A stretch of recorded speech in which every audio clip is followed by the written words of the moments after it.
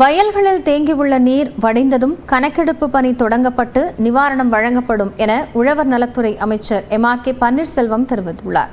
காட்டுமன்னார் கோவிலில் நியூஸ் 18க்கு பிரத்யேக பேட்டியளித்தவர் இதனை கூறினார்.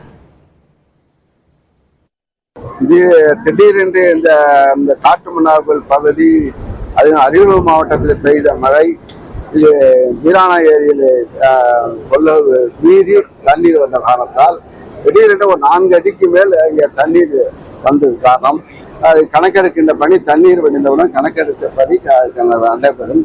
அதற்குரிய நிவாரணங்கள் வழங்கப்படும். கிட்டத்தட்ட இந்த ஆட்சி பொறுப்பேற்ற பிறகு கிட்டத்தட்ட காப்பீட்டு நிறுவனங்கள் 2021 1699 கோடியும் 2022-23 1764 கோடியும் 2023-24 457 கோடியும் 2024-25 160 கோடி ரூபாய் நிவாரணங்கள் வழங்கப்பட்டிருக்கிறது. செம்பரம்பாக்கம் ஏரியிலிருந்து திறக்கப்படும் நீரின் அளவு வினாடிக்கு 4500 கன அடியில் இருந்து 6000 கன அடியாக அதிகரிக்கப்பட்டுள்ளது. ஏரியில் இருந்து நீர் வெளியேறும் வாய்க்கால் செல்லும் கிராமங்களான சிறுகளத்தூர், காவனூர், குன்றத்தூர், திருமுடிவாக்கம் பகுதி மக்களுக்கு வெள்ள அபாய எச்சரிக்கை விடுக்கப்பட்டுள்ளது. நெல்லை மாவட்டத்தில் மழை வெள்ளத்தால் ஏற்பட்ட பாதிப்புகள் குறித்து கணக்கெடுப்பு நடைபெற்று வருவதாகவும் விரைவில் உரிய நிவாரணம் வழங்கப்படும் என்றும் அமைச்சர் கே.என். நேரு உறுதியளித்துள்ளார்.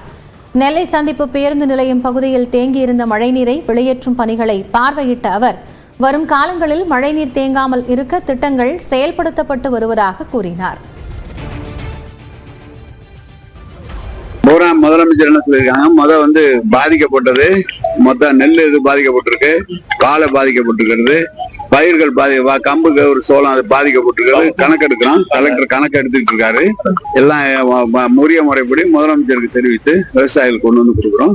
மாடு இறந்தது, இந்த கடைகள் ஏதாவது வீடுகள் ஏதாவது சேதப்பட்டிருக்கிறதுக்கு அதையும் கணக்கெடுத்திருக்கோம். அதுக்கு உள்ள பணம் கொடுக்கும்.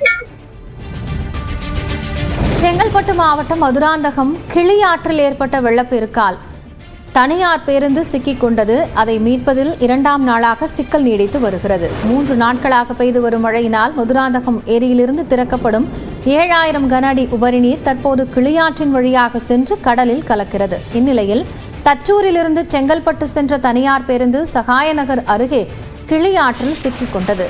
நீர்வரத்து குறையாததால் அப்பேருந்தை மீட்பதில் 2ஆம் நாளாக சிக்கல் நீடித்து வருகிறது.